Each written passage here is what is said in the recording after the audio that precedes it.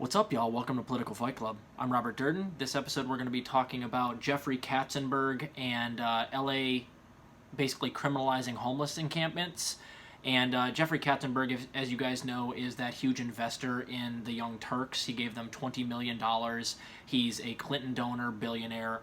And basically he's doing this because in LA he thinks that homelessness is becoming a problem and homeless people are unsightly, so let's just criminalize it.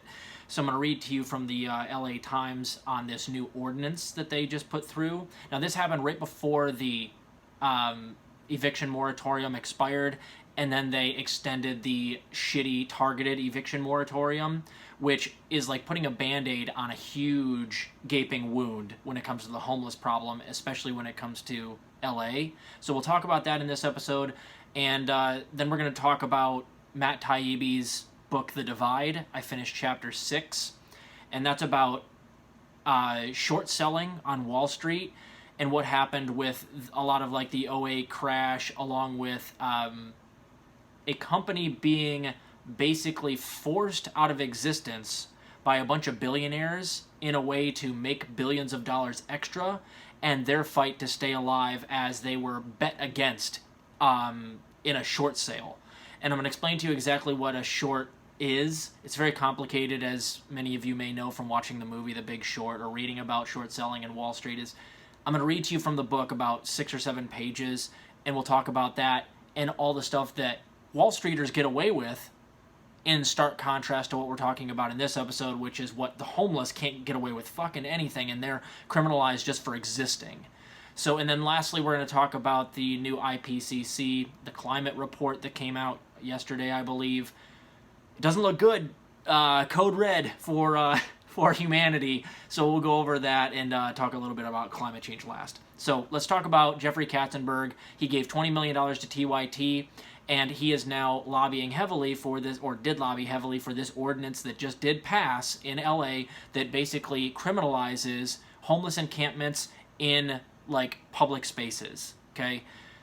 We've talked about this before on the show, guys. They will look for any reason, the police and, establishment figures will look for any reason to criminalize little teeny tiny things that homeless people do or poor people do in a way to get them involved in the legal system and eventually either take them off the street or make a bunch of money off of them via bail or fees and fines.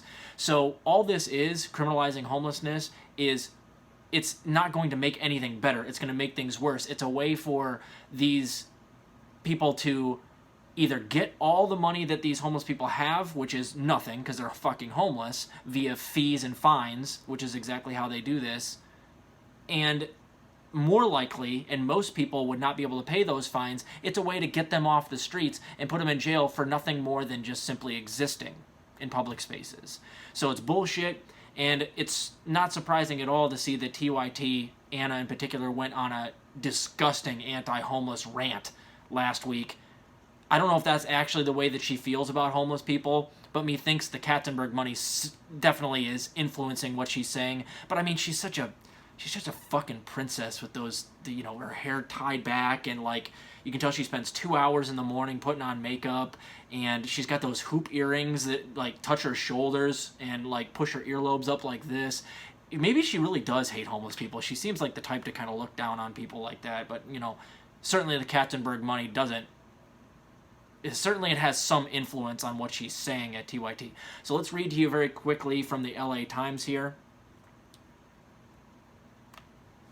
Over the objections of activists, advocacy groups, and 2 of their colleagues, LA City Council members on Thursday approved a new package of restrictions on encampments near homeless shelters, daycare centers, and an array of other public facilities, with some arguing the measure would further criminalize homelessness and others saying the city took too long to act. City Council members voted 13-2 to enact rules regulating sitting, sleeping, and storing property near fire hydrants, building entrances, driveways, libraries, parks, elementary schools, and several other locations.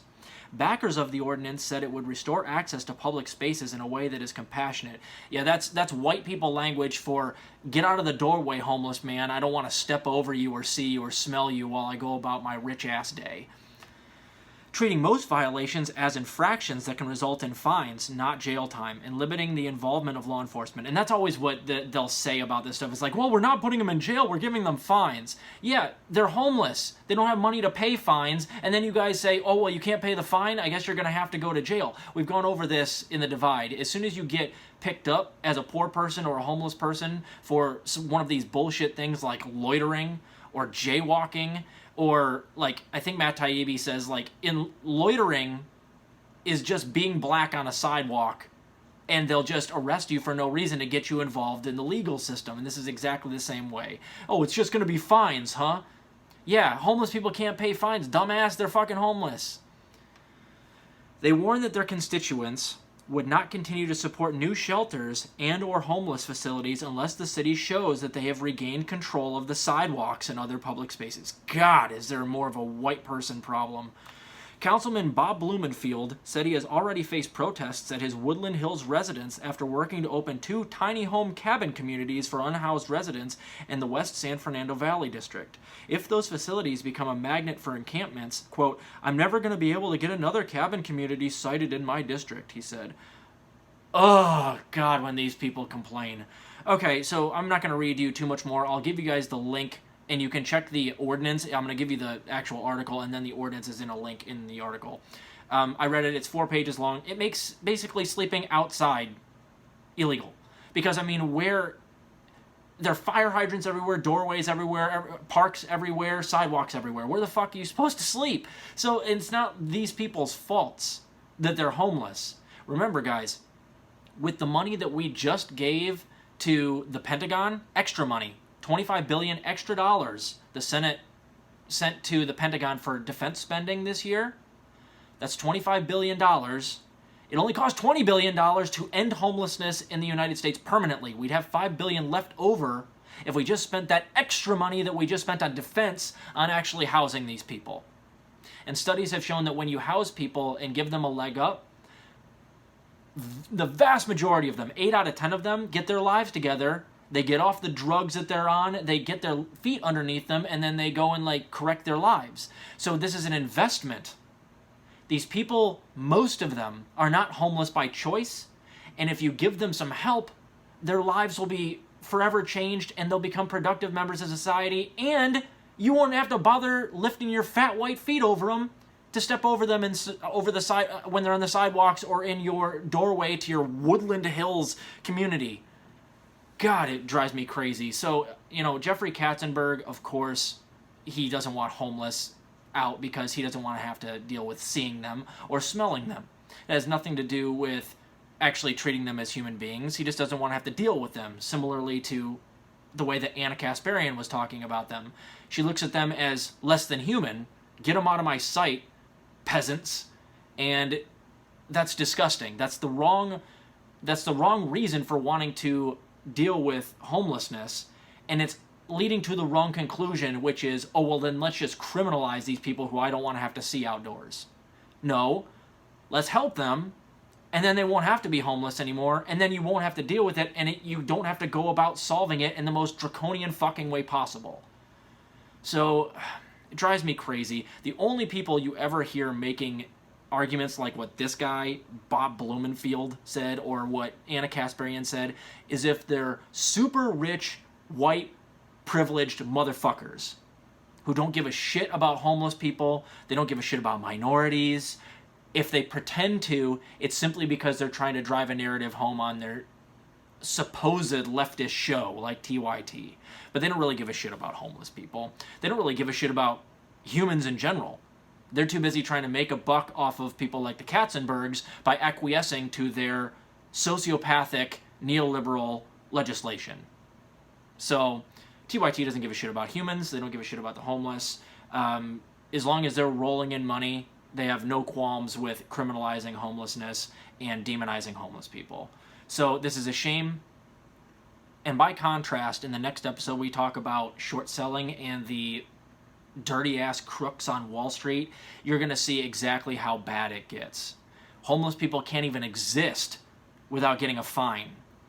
And Wall Streeters can literally crash the world economy and get hundreds of thousands of people thrown out of their houses during the subprime mortgage crisis, and none of them saw the inside of a jail cell. And any type of fines that they got given, they were able to pay out of the funds from their corporation, and it didn't hit them in their actual bank accounts. So the contrast could not be starker. And this is one of those things where you should see it as an easy choice as to which the right side is. Like, obviously, we should help the homeless, treat them as human beings, and invest in making sure that they have shelter and clean water and, maybe a place to, like, bathe, some electricity, maybe a roof over their head, so they can get their lives back together. But no. Half of the left is like, let's criminalize homelessness. Let's give them some fines. Oh, Jesus fucking Christ. How anybody takes these fucking yuckos seriously anymore is beyond me. Anyway, keep fighting the good fight out there, guys. I'll get the next episode to you as soon as I can. We'll see ya.